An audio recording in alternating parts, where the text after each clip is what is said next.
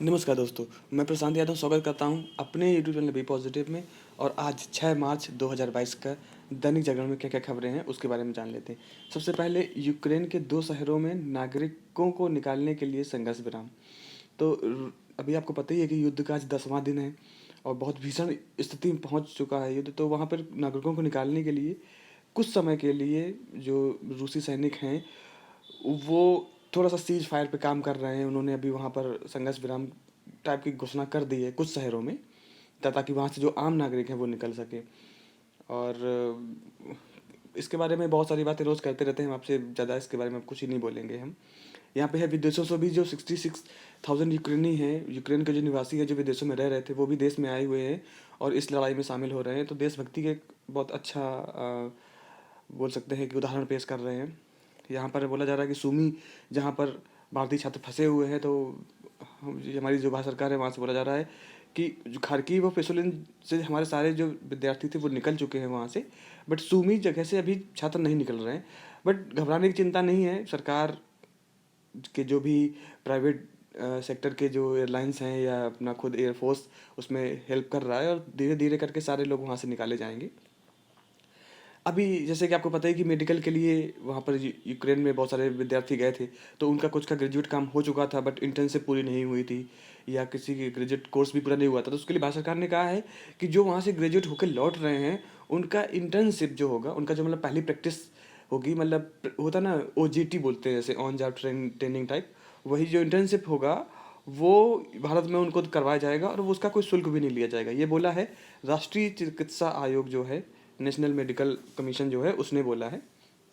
इसके बाद उन्होंने ये भी बोला है कि इंटर्नशिप्स के लिए कोटा भी तय होगा और जो भी वहाँ से स्नातक की डिग्री करके आ रहे हैं विद्यार्थी, उनको पूरा यहाँ पर मौका दिया जाएगा कि वो आगे की पढ़ाई अपनी पूरी करें। बाकी यहाँ पे अगर खेल जगत की बात कर लें तो कल रविंद्र जडेजा क्रिकेट के बारे में आपसे बात करते हैं थोड़ा सा।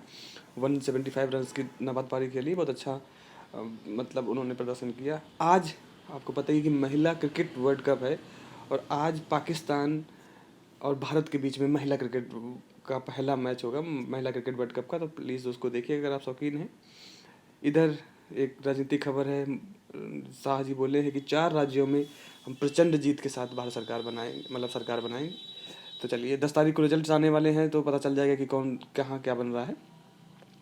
इसके बाद यहाँ पर एक है, जैसे कि आपको पता ही होगा, नहीं पता है तो मैं आपको बता दे रहा हूँ कि बंगाल में 10वीं कक्षा का जो परीक्षा पेपर था वो लीक हो गया, जिससे कि वहाँ का शिक्षा विभाग काफ़ी मतलब सतर्क हो गया। और वहाँ पे ये भी खबरें आई कि सब जगह जैसे परीक्षा पेपर्स लीक हो जाते हैं, यहाँ पे भी लीक हो रहे हैं, अब लीक नहीं होंगे। तो उन्होंने क्या किया है, उन्होंने एक नियम बनाया है। एक नियम क्या, जो पहले नियम थे कि मोबाइल नहीं ले जाना है, स्मार्टफोन नहीं ले जाना है, इलेक्ट्रिक गैजेट्स नहीं ले जाना है, मास्क पहन कर आना है, सैनिटाइजर लेके आना है, ये तो सारे नियम हैं ही। साथ में जो बंगाल माध्यमिक शिक्षा बोर्ड बोर्ड है, उसने क्या किया, उसने कहा है, न्यूज़ देख लीजिए, कि परीक्षा शुरू होने से 1.25 घंटे तक विद्यार्थी को नहीं जाने दिया जाएगा शौचालय। तो प्लीज़ अगर आप ये सुन के जा रहे हैं या धीरे धीरे ये ऐसे जो रूल्स होंगे ना वो सारे एग्जामिनेशन में इम्प्लीमेंट होंगे, तो आने वाले समय में ऐसे हो जाएगा कि हम मतलब शुरुआत के कुछ घंटे 1.5 घंटे में हमें इस तरीके की चीज़ें खुद ही करके आनी, ताकि हमें फिजिकली कुछ ऐसी दिक्कत ना हो जाए कि फिर हमारा मतलब हम एग्ज़ाम देने में उतना अच्छा ना लगे। चलिए, तो अब समझ ही गए होंगे। इसके बाद दिल्ली में बहुत सारी ऐसी कॉलोनियाँ हैं जो अनधिकृत हैं, लोग उसमें ज़बरदस्ती रह रहे हैं। गवर्नमेंट वहाँ की भी सोचती है कि ठीक है लोग रह रहे हैं, बट क्या है कि जो यमुना नदी है वहाँ पे बहुत ज़्यादा गंदगी हो रही है और दिल्ली जल बोर्ड जो है वो यमुना की सफाई के लिए बहुत ज़्यादा मतलब प्रयास भी कर रही है। तो उन्होंने सीवरेज प्रबंधन की चर्चा की है यमुना नदी के आसपास। तो उन्होंने कहा कि हम 575 किलोमीटर की सीवर लाइन बनाएंगे उन कॉलोनियों के नीचे से। तो ये खबर एक आई है, उसके बारे में मैंने सुना। बाकी आजकल पता है कि युद्ध का बहुत ज़्यादा माहौल है, सारी चीज़ें बढ़ रही हैं। तो मदर डेयरी जो दूध की कंपनी है उसने अपने जो पैकेट्स होते हैं उनका 2 रुपये दाम बढ़ा दिया है। इसके बाद दिल्ली सरकार ने कहा है कि बहुत जल्द, अब गर्मी आने वाली है आपको पता ही है, तो 100 AC बसें और लाएगी। अगर 100 AC बसें और ले आएगी तो कुल मिला के 7,000 AC बसें हो जाएंगी दिल्ली में चलने वाली, जो कि AC बसें चलती हैं दिल्ली में। और ये बसें बसेस नहीं हैं, ये नॉर्मल बसेस हैं जो पेट्रोल डीजल से चलेगी। आने वाले समय में इलेक्ट्रिक व्हीकल्स, एक इसमें आर्टिकल भी तब आएगा तो मैं आपको डिस्कस करूँगा। इलेक्ट्रिक व्हीकल्स पे भी बहुत जोर दिया जा रहा है, बस स्लोली स्लोली उस चीज़ को बढ़ाया जाएगा। फिर इसके बाद आपको पता ही है कि अभी DU ने अपना 100 वर्ष पूरे किए हैं, तो बोला जा रहा है कि हो सकता है कि वो स्नातक कि जो सीटें हैं वो बढ़ा दे। देखो ये जब होगा तो खबर थी। इसके बाद यहाँ पर एक ये जो टॉपिक है, ये जो खबर है, इसके बारे में बताऊंगा कि जांच में लापरवाही से नाराज कोर्ट ने सीबीआई पर लगाया 10,000 रुपये जुर्माना। कौन क्या है क्या नहीं, एक बैंक का कोई बैंक है, पंजाब एंड सिंध बैंक, उसका कोई कोई धोखाधड़ी का मामला है, उसमें लापरवाही बरती है सीबीआई ने, तो उस पर लगाया गया। इस खबर को आपके साथ डिस्कस करने का सिर्फ यही एक मतलब मेरा मकसद था, वो ये था कि चाहे वो गवर्नमेंट इंस्टीट्यूशन हो, सीबीआई क्या है, एक गवर्नमेंट इंस्टीट्यूशन तो है, गवर्नमेंट के लोग रहते हैं, या कोई प्राइवेट इंस्टीट्यूशन हो, अगर कोई गलत करता है तो उस पर जुर्माना लगाया जाता है, कोर्ट लगाता है। मतलब वही होता है ना कि गलती कोई भी करेगा, वो भले ही सरकारी आदमी हो या कोई नॉर्मल इंसान हो, आम आदमी हो, या कोई सरकारी एजेंसी हो या नॉर्मल एजेंसी हो, सब पर जुर्माना लगाया जाता है। तो देखिए सीबीआई एक गवर्नमेंट एजेंसी है, फिर भी लापरवाही की वजह से उस पर कोर्ट ने जुर्माना लगाया है। तो ये चीज़ें ध्यान देनी है कि कोई भी अगर आप गलत काम करेंगे तो कोई भी चीज़ आपको बचा नहीं सकेगी।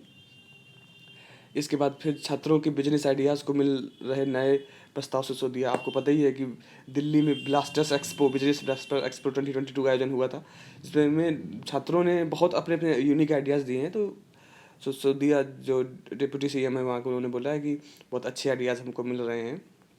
यहाँ पर एक चीज़ और आई है, अभी मैं ई कारों की बात कर रहा था, तो दिल्ली सरकार में ई कारों की अनिवार्यता नियम में होगा बदलाव। क्यों होगा, अब देखिए बात ये है, वहाँ के वित्त जो विभाग है दिल्ली सरकार ने, उसने कहा है, सबसे बड़ी बात ये है कि दिल्ली में पिछले 2 साल से बोला गया कि कोई भी नई कार, स्पेसिफिकली जो सरकारी आयु मतलब क्या कहते हैं संगठन्स हैं या सरकारी ऑफिसेज हैं, उनमें बोला गया है कि आप कोई भी कार पेट्रोल डीजल की नहीं लेंगे, आप इलेक्ट्रिक व्हीकल ही लेंगे। अब उसमें दिक्कत ये आ रही है कि ऐसे बहुत सारे कार्यालय हैं जहाँ पे आपको पता है इनोवा टाइप बड़ी बड़ी गाड़ियाँ होती हैं, बट इलेक्ट्रिक व्हीकल में अभी इस तरीके से बड़ी गाड़ियाँ नहीं आई हैं। इलेक्ट्रिक व्हीकल की एक और थोड़ी सी खामी ये है कि उसमें 4 से ज़्यादा लोग नहीं बैठ पाते, ड्राइवर के साथ 4 लोग और, लेकिन इनोवा जैसी गाड़ियों में तो बहुत लोग बैठ जाते हैं। तो जब इस तरीके से कहीं किसी टूर पे जाएंगे तो गाड़ियों की संख्या ज़्यादा हो जाएगी और लोग कॉप अप नहीं कर पाएंगे, तो वो भी एक कंसर्न है। इसके बाद ये है कि उपलब्धता ई कारों की उतनी ज़्यादा नहीं हो पा रही है, क्योंकि अगर देखा जाए तो सेडान टाइप में अभी बहुत कम ही आई हैं। दूसरी चीज़ है पैसे का, जो कार 15 से 16 लाख की मिल जाएगी इलेक्ट्रिक डीजल और पेट्रोल में, वही 25-20 से 25 मतलब 25-26 लाख की मिलती है किसमें, इलेक्ट्रिक व्हीकल में। तो कहीं ना कहीं 4 चीज़ों को दिमाग में रखते हुए बोला जा रहा है दिल्ली सरकार कुछ बदलाव करने का विचार कर रही है कि कुछ करते हैं, ऐसे तो काम नहीं चल पाएगा। इससे 2 चीज़ों को फ़ायदा हो जाएगा। एक तो ये हो जाएगा कि जो इलेक्ट्रिक व्हीकल कंपनियां हैं उनको और एक तरीका मिल जाएगा, उनको और इनोवेशन का आइडिया मिल जाएगा कि हमें इस तरीके से कार बनानी है। और दूसरी चीज़ ये है कि उपलब्धता हमें कैसे कैसे करनी है हर प्रकार की कारों का। तो ये एक खबर थी। इसके बाद है अहम पहल, प्रत्येक जिले में होगा कम से कम एक उच्च शिक्षण संस्थान। वैसे कई सारे ऐसे राज्य हैं जिसमें हर एक प्रदेश में एक एक उच्च शिक्षण संस्थान है, बट फिर भी बोला जा रहा है कि आर्ट साइंस कॉमर्स साइंस ऐसे काफ़ी विषय जिसमें पढ़ाई हो, ऐसे हम रखेंगे कि हर एक देश के हर एक ज़िले में एक बहुत इस तरीके के उच्च शिक्षण संस्थान हो, जिससे कि बच्चों को दूर जाना ना पड़े। इसके बाद एक ये है एफटीएफ की निगरानी सूची में रहेगा पाक। हमने आपसे पहले ही बात किया था कि मतलब एक एफटीएफ कंपनी होती है जिसको बोलते हैं वित्तीय कार्रवाई कार्यबल। इस मतलब एक होता है ना कि फिनेंशियल टास्क फोर्स होती है जो कि ये देखती है कि कहीं पैसे का आप लेन देन आतंकवादी गतिविधियों में तो नहीं लगा रहे हैं, तो उसमें फिर से निगरानी सूची में पाकिस्तान को रखा गया है। इसके बाद बड़ी खबर ये है कि यूएई जो संयुक्त अरब अमीरात है, इसको भी उस निगरानी सूची में डाल दिया गया है, जो कि थोड़ा सा मतलब काफ़ी मतलब एक बड़ा देश है, तो इस वजह से थोड़ा सा इस खबर को हो सकता है उस तक एग्जाम में पूछ दिया जाए कि हाल में ही अभी कौन सा देश एफटीएफ सूची निगरानी में डाला गया है, क्योंकि ये ही मतलब संयुक्त अरब अमीरात बहुत बड़ा देश है, अंतर्राष्ट्रीय व्यापार के प्रमुख केंद्र माना जाता है यूएई। तो इस वजह से उस देश पर इस तरीके से निगरानी करना कहीं ना कहीं एफएटीएफ का बहुत बड़ा स्टेप है ये, तो पूछा जा सकता है। बाकी यहाँ पे ये भी बताया गया है कि एफटीएफ में अभी तक 23 देश शामिल हैं। एफटीएफ की होती है ना green list, grey list, black list and निगरानी लिस्ट को ग्रे लिस्ट में बोलते हैं। इसके बाद पुणे मेट्रो रेल का परियोजना का उद्घाटन कर रहे हैं मोदी जी। इस परियोजना को बनाया गया था 24 दिसंबर 1916 को, मतलब तब आधारशिला रख दी गई थी। 32 किलोमीटर का अनुमान था, 12 किलोमीटर बन चुकी है, और तो इसका शिलान्यास कर रहे हैं। कुछ विपक्ष के लोग हैं वो बोल रहे हैं कि आधी अधूरी उसका आप क्यों कर रहे हो, जब पूरी बन जाती तभी उसका उद्घाटन करते। कोई नहीं। इसके बाद इधर एक है कि नौसेना ने आईएनएस चेन्नई से ब्रह्मोस का सफल परीक्षण किया। ब्रह्मोस आपको पता ही है, जमीन से जमीन मारने वाली हमारे मिसाइल सिस्टम जो भारत ब्रह्मोस जो 2 नदियां हैं वो भारत और रसिया ने मिलकर बनाया है। क्रूज मिसाइल है। क्रूज मिसाइल का मतलब होता है कि एक बार आप डेटा सेट कर दो, फिर उसके बाद आप अपने डेटा को मैन्युवर कर सकते हो अपने हिसाब से, उसको जहाँ पे भी हिट करवाना हो करवा दो। एक बैलिस्टिक मिसाइल होती है, बैलिस्टिक मिसाइल होता है कि अब आपने एक बार उसमें जो डेटा फीड कर दिया वो उतने उसी डेटा में जाके गिरेगी, बट क्रूज मिसाइल को आप कंट्रोल कर सकते हो। तो इस तरीके से किया है। जो आईएनएस चेन्नई है उससे किया है, सफल परीक्षण हुआ है। मतलब ब्रह्मोस मिसाइल जो कि न्यूक्लियर वेपन को मतलब कर सकती है, उसका उपयोग कर सकती है, वो किया है। तो भारत की कहीं ना कहीं एक नौसेना में या भारतीय जो अच्छा स्थिति है उसमें और बढ़ोतरी हुई है। इसके बाद एक उत्तराखंड में एक केस था कि आईटीबीपी को एक चौकी निर्माण करनी थी। आईटीबीपी होती है इंडियन तिब्बतन बॉर्डर फोर्स, ठीक है, तो बॉर्डर पुलिस फोर्स बोलते हैं उसको। तो उसमें क्या है कि उनको एक बनाना था चौकी। चौकी के लिए क्या हुआ कि वहाँ पे लोगों की चौकी कहाँ बनाएंगे, तो ज़मीन लेनी पड़ेगी, ज़मीन किसी न किसी इंसान की होगी। तो भूमि अधिग्रहण किया। उसमें क्या है कि जिस ग्रामीण इलाके के वो भूमि अधिग्रहण की, देखिए भूमि अधिग्रहण का मतलब होता है कि जो वहाँ का पैसा होता है सरकार वो देती है, ज़मीन ले लेती है। बट उसमें चीज़ें ये आ जाती हैं कि वो इंसान भी तो, जैसे हमारे पास कोई आइटम है तो वो आइटम हम बेचना चाहेंगे तभी तो आप लोगे। ऐसा थोड़ी नहीं कि आप ज़बरदस्ती आके हमसे ले लो। तो वही चीज़ है कि भूमि अधिग्रहण का मतलब होता है कि आपको पैसे मिल जाएंगे but you have no power to acquire it, आप अपने पास नहीं रखते, सरकार ले लेगी। तो उसकी वजह से इंसान, जो ग्रामीण लोग थे, उन्होंने याचिका हाईकोर्ट में, उत्तराखंड हाईकोर्ट में दाखिल कर दी, जो नैनीताल में स्थित है।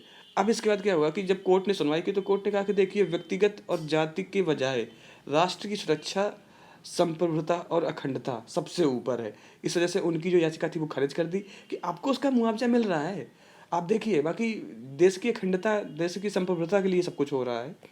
तो हालांकि हमारे कॉन्स्टिट्यूशन में बहुत कुछ दिया गया है, कहीं ना कहीं हमारा जो, हम आपने देखा ही होगा कि जो टीएनटी एक्ट था उसके तहत हमारा जो ज़मीन था उसके तहत हमको कुछ मतलब प्रिविलेजेस भी दिए गए थे। बट जब बात आती है राष्ट्र की सुरक्षा की, संप्रभुता की, अखंडता की, तो वो सबसे ऊपर हैं।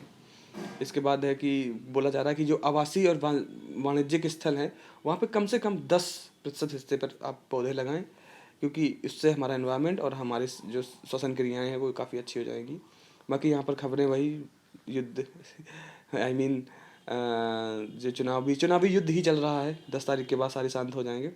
इसके बाद यहाँ पर हल्द्वानी मेडिकल कॉलेज में रैगिंग, 73 छात्रों ने सिर मुड़वाया, वीडियो जारी। तो ये देखिए, मुड़वाया, अपना अपना अनोखा तरीका है। हालांकि रैगिंग अभी लीगली बैन हो चुका है, बट फिर भी कुछ कुछ चीज़ें चलती रहती हैं। यूक्रेन पर हमला, उस पर बोला जा रहा है कि 5 दिशाओं में ये रूस और यूक्रेन जा सकता है। वो 5 दिशाएं यहाँ पे बताई गई हैं। कौन कौन सी हो सकता है कि कीव में जो रूसी सैनिक है वो उलझी हुई स्थिति में आ गए हैं। रूसी सैनिक वहाँ पर अब उनको खाने का, उनको रहने का, इवन उनको सर्वाइव करने का मौका नहीं मिल पा रहा है, जिससे कि रूसी सैनिकों को बहुत ज़्यादा घाटा हो। दूसरा है कि हो सकता है कि इंटरनल पुतिन का तख्ता पलट हो जाए, क्योंकि रसिया के जो लोग हैं वहाँ पे बहुत ज़्यादा अंदर ही अंदर बोल रहे हैं कि ये गलत स्टेप है, विरोध चल रहा है पुतिन का। तो ये स्थिति हो सकती है। स्थिति 3 हो सकती है कि रूसी जो सेना है वो विजय होके ही आए सब कुछ, मतलब क्योंकि अत्याधुनिक हथियार, वायुसेना सबसे, थल सेना सबका तो प्रयोग कर ही रही है और सबसे ज़्यादा मजबूत स्थिति में भी है। तो हो सकता है कि रूसी सेना युद्ध जीत के ही आ जाए। स्थिति 4 है कि विवाद और बढ़ जाएगा, क्योंकि अगर अब देख रहे हो ना कि पुतिन सीधे सीधे करके पहले 2 स्टेट्स की बात थी, अब धीरे धीरे करके वो और बढ़ते जा रहे हैं। बाकी इसके बाद 5वीं स्थिति की परमाणु हमला या तीसरा युद्ध भी हो सकता है। तो ये बताया गया कि ये और चीज़ें हो सकती हैं। इसके बाद फेक न्यूज़ पर कानून बनाने से दिग्गज मीडिया संस्थानों का रूस से किनारा। रूस ने भी कानून बनाया है कि अगर कोई भी फेक न्यूज़ आपने चलाई तो आपको सीधे बैन कर दिया जाएगा। एक चैनल के पूरे स्टाफ को ऑन एयर इस्तीफा देना पड़ा इसके तहत। तो वहाँ के जो बड़े बड़े जो BBC, CNN, ब्लूबर्ग करके हैं वो विरोध में काम कर रहे थे रसिया के, तो उन्होंने सब बंद कर दिया कि क्या ही अब करें। इसके बाद नो फ्लाई जोन नाटो पर बरसे जेलेंस्की ने कहा है कि यूक्रेन के जो जो एयर स्पेस है, फ्लाई जोन है, उसको आप नो फ्लाई जोन बना दो। आप क्यों नहीं कर रहे हो, नाटो से बोला है। तो अब ऐसे कैसे कर सकता है कोई, नाटो तो बस आपको उकसाने आया था, तो वही बात है। बाकी बाइडेन ने कहा है कि रूसी आक्रमक वैश्विक शांति का प्रहार है। जो रूसी आक्रमण कर रहे हैं वो वैश्विक प्रसार जो शांति है उस पर प्रहार कर रहे हैं। बाकी ये देखिए बहुत कैसे है, स्टॉप दीवार और सब कुछ टूटा फूटा हुआ है, एक दुर्गम तस्वीर। नो फ्लाई जोन पर पुतिन की सख्त चेतावनी। पुतिन ने कहा कि अगर ऐसा नो फ्लाई जोन करवा दिया तो दिक्कत हो जाएगी। नो फ्लाई जोन समझ रहे हो ना आप, कि यूक्रेन चाहता है कि यूक्रेन का जो एयर स्पेस है उस पर कोई भी फ्लाइंग ना आए, ना रूस की ना किसी और की। इसकी गारंटी ले नाटो, तो किसी और को उसमें नाटो क्या ही करेगा। चलिए, बाकी यहाँ पे बोला जा रहा है, ये खबरें हैं कि भारतीय विद्यार्थियों को लूट रही है यूक्रेन पुलिस, आने जाने में उनको काफ़ी दिक्कतें दे रही है, पैसे उनसे ले रही है। खबरें हैं, कितनी सच्चाई है ये तो लोगों के बाद पता चलेगा। वायुसेना के 3 विमान से लौटे हैं, विदेश से भारत लौटे हैं 629 629 लोग। देखिए ये काफ़ी मतलब वही है कि रुला देने वाली तस्वीर है। इसके बाद एक यहाँ पर है कि संकट के मारों के लिए पोलैंड में मंदिर गुरुद्वारे के खुले द्वार। तो आपको पता ही है कि जो सिख कम्युनिटी है वो हमेशा ह्यूमैनिटी के काम बढ़ चढ़ के करती है, तो वो अपना एक और क्या कहते हैं, अपनी जो स्किल है वो दिखा रहे हैं लोगों को, गुरुद्वारा पे शरण दे रहे हैं, उनको खाने पीने के लिए दे रहे हैं, पोलैंड में दे रहे हैं, ध्यान दीजिएगा, आप यूक्रेन मत समझिएगा। फिर कर्नाटक के बहुत सारे जो मंदिर हैं वो गवर्नमेंट के अंडर में रहते हैं, उनका जो पैसा आता है, उन पर जो चढ़ावा होता है वो गवर्नमेंट उसको देखती है। तो अभी बोला जा रहा है कि 34,563 मंदिर जो होंगे वो सरकारी नियंत्रण से मुक्त हो जाएंगे, वहाँ के जो लोकल जो बोर्ड होंगे वो उनको फिर मैनेज करेंगे। इसके बाद एक यहाँ पर ये खबर है कि देखिए, मैंने ऐसे बोला था कि अभी पश्चिम बंगाल में बोला गया था कि 1.5 घंटे तक शौचालय के नहीं जा सकते, तो यहाँ पे भी अभी आ रहा है कि जम्मू कश्मीर को भी जो अकाउंटेंट असिस्टेंट का एग्जाम होने वाला है, उसमें भी बोला जा रहा है कि 2 घंटे की परीक्षा में उम्मीदवार नहीं जा पाएंगे शौचालय। तो धीरे धीरे ऐसे होंगे कि चीज़ें लग जाएंगी, और हम मतलब जो स्टूडेंट होते हैं एग्ज़ाम देने, उनके उनके लिए इस तरीके के और नियम बन जाएंगे। तो प्लीज़ आप अपने दिमाग में 20 रखिएगा कि आपको एग्जाम 2 घंटे देने जाना है, तो 2 घंटे वहीं बैठ के ही एग्जाम देना है। बाकी यहाँ पर एक और है, फिल्मी दुनिया की खबर है। बात यह है कि अब नीतीश सोनाक्षी सिन्हा समेत 2 के खिलाफ वारंट जारी। मैं आपको ब्रीफ में बता देता हूँ कि इशू क्या हुआ था। इशू ये हुआ था कि एक कोई ब्यूटी कंटेंट कॉन्टेस्ट था, ठीक है, तो उसमें लोगों को इनाम देना था। तो सोनाक्षी सिन्हा को बुलाया गया था उनको कि आप हमारे यहाँ पे आइएगा, और जब ऐसे सेलिब्रिटी जाते हैं तो पैसे भी लेते हैं। तो उन्होंने शायद यहाँ पे लिखा है 29 लाख, मतलब 30 लाख के अराउंड उन्होंने रुपया लिया था, और बोला था कि आप आइएगा और जो वहाँ के विजेता है उनको आप पुरस्कार दे दीजिएगा। करार हो गया हुआ, क्योंकि करार होता है तो एफिडेविट साइन होता है, एफिडेविट साइन कर लिया। बट जब ये प्रोग्राम हुआ तब सोनाक्षी सिन्हा और उनकी टीम वहाँ पहुँची नहीं, तो जो ऑर्गेनाइज करा रहा था ऑर्गेनाइजर, उसने सोनाक्षी सिन्हा के खिलाफ केस कर दिया, तो उनके खिलाफ वारंट जारी हुआ है कि आप क्यों नहीं आए। ये है पूरा किस्सा। तो आप समझ रहे होंगे कि जो सेलिब्रिटी होते हैं वो और पैसे कैसे कैसे कमा लेते हैं। बाकी विचारकी में खतरनाक मोड़ ले रहा है यूक्रेन संकट, आपको पता ही है। इसका तो यहाँ पर एक ये है, इसको चाहे तो आप स्क्रीनशॉट ले सकते हो। ये तथ्य बताया जा रहा है कि किसके पास कितने परमाणु हथियार हैं। तो यहाँ से देखिएगा, सबसे ज़्यादा रूस में है 6375, फिर अमेरिका में, फिर चीन में 320 है। रूस और अमेरिका में देखिए कितनी होड़ है, 6000, ये 5800। इसके बाद फ्रांस में, इसके बाद ब्रिटेन में, इसके बाद पाकिस्तान में, इसके बाद भारत में। मतलब भारत से ज़्यादा पाकिस्तान में है जो परमाणु हथियार हैं, और बाकी परमाणु हथियारों की मारक क्षमताएं अलग अलग तरीके की होती हैं। तो इस तरीके की दिखाया गया है। तो एक बार आप इसकी शॉट लेकर देख लीजिएगा, एक सिर्फ अपने एनालाइजेशन के लिए कि क्या क्या है इसमें है। बाकी विचार विमर्श में सारी राजनीतिक बातें हो रही हैं, तो इतना आपके साथ डिस्कस करने का मुझे लगा कि क्या ही करें। इसके बाद यहाँ पर एक है कि उत्तर प्रदेश पीएससी जो पीसीएस हुआ था 2021 वाला, उसका मेंस 23 मार्च से शुरू होगा।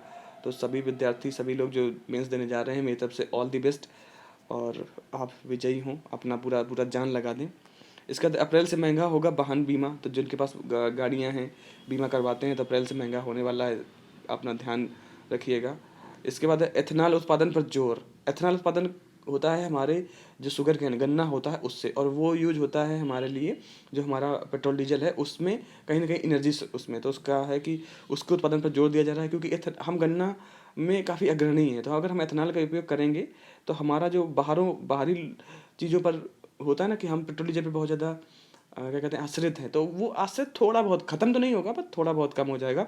धीरे धीरे इलेक्ट्रिक व्हीकल आ रहे हैं, वो तो हमारी इस दशा को और कम कर ही रहे हैं, तो धीरे धीरे टाइम आएगा। और सीएनजी का चीज़ें भी आ रही हैं। आपको पता है कि इस बार बहुत अच्छी फसल हुई है हमारी गेहूं की, तो बोला जा रहा है कि गेहूं निर्यात 70 लाख टन रहने का अनुमान है, क्योंकि हम एक कृषि प्रधान देश हैं और हमारा यही हथियार है कि हम अपने कृषि को ही उपजाते हैं और फिर उसको बेच के बहुत कुछ कमा लेते हैं। इसके बाद युद्ध की वजह से सारे देश 7.1% सारे देश अपना जो रक्षा बजट वो बढ़ा रहे हैं। चीन ने भी अपना रक्षा बजट बढ़ाया है, जो कि अब हो गया है 23,000 करोड़ डॉलर का।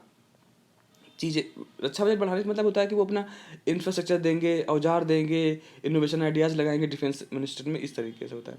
इसके बाद आपको पता है कि कुछ दिन पहले भारत ने क्या कहते हैं यूनाइटेड नेशंस के साथ मिलकर तालिबान में बहुत सारा गेहूँ भेजा था। तो तालिबान अधिकारियों ने कहा है कि पाकिस्तान का जो गेहूँ है वो खाने योग्य नहीं है, भारत की गुणवत्ता है जो गेहूँ की वो बहुत अच्छी है। ये मतलब कहीं ना कहीं अप्रिसिएशन दिया है। तो इनको बताना चाहेंगे कि भारत में सब कुछ अच्छा होता ही है, इसमें कोई दिक्कत वाली बात नहीं है। इसके बाद है विराट का 100वां टेस्ट का क्रिकेट जगत में, कल बहुत अच्छा खेले हैं रविंद्र जडेजा। इसके बाद सेन, आपको पता ही है कि अभी हाल में ही क्या, कल परसों ही सेन वान की दिल के दौरे से पड़ने से उनकी मृत्यु होगी। बहुत बहुत ही महान बॉलर थे, तो पूरे लोग उनको श्रद्धांजलि दे रहे हैं अपने अपने हिसाब से। इसके बाद है आजकल जल, जो हमारे मार्ग हैं, जल विमान, वाटर एयरड्रोम, इन पे बहुत ज़्यादा काम हो रहा है। तो उत्तराखंड में 5 जलाशयों में उतरा जाएंगे जल विमान, उसको भी इस तरीके से बनाया जाएगा, क्योंकि उत्तराखंड जो है वो बहुत अच्छी प्यारी जगह है जहाँ पर इस तरीके की नदियाँ बहुत ज़्यादा हैं। तो ये खबर थी। इसके बाद जम्मू कश्मीर का जो रेलवे स्टेशन है वो सौर ऊर्जा, जो सोलर ऊर्जा है उससे पूरा बन के निखरा है। बात करते हैं आजकल, तो आजकल हम आपको आपने देखा होगा, हम जब 11-12 में पढ़ रहे होते हैं, इवन हाई स्कूल में, जब मैं क्लास 10 में मतलब 10वीं कक्षा में पढ़ रहे होते हैं, तो हम देखते हैं तत्वों को कि hydrogen, helium, carbon, neon, argon, ये सब होते हैं। उनको एक श्रेणी में रखा गया था, उनका कि उनका एटॉमिक नंबर, मतलब उनका जो परमाणु क्रमांक था, परमाणु संख्या थी, परमाणु भार था, उसके अकॉर्डिंग रखा गया था। तो उस आवर्त सारणी को बनाया था मेंडलीव ने। तो आज के ही दिन, मतलब 6 मार्च 1869 में, आज के दिन रूसी जो रसायनज्ञ थे दिमित्री मेंडलीव, उन्होंने तत्वों की आवर्त सारणी को एक पीरियोडिक टेबल में बनाया था। तो कहते हैं कि मेंडलीव की आवर्त सारणी तो उस आज के ही दिन बनाई गई, तो याद रखना है। इसके बाद अमेरिका में पहली बार हुआ था मोटर चलाने वाली गाड़ी का प्रदर्शन। आज के दिन 1896 अमेरिका के एक जगह पे मोटरसाइकिल जैसे होती ना, मोटर वाला, वो उसका प्रदर्शन किया गया था। इससे पहले वहाँ पे लोग घोड़े और जानवर से खींचते थे, बैल हो गए, घोड़े हो गए, इस तरीके से होता था।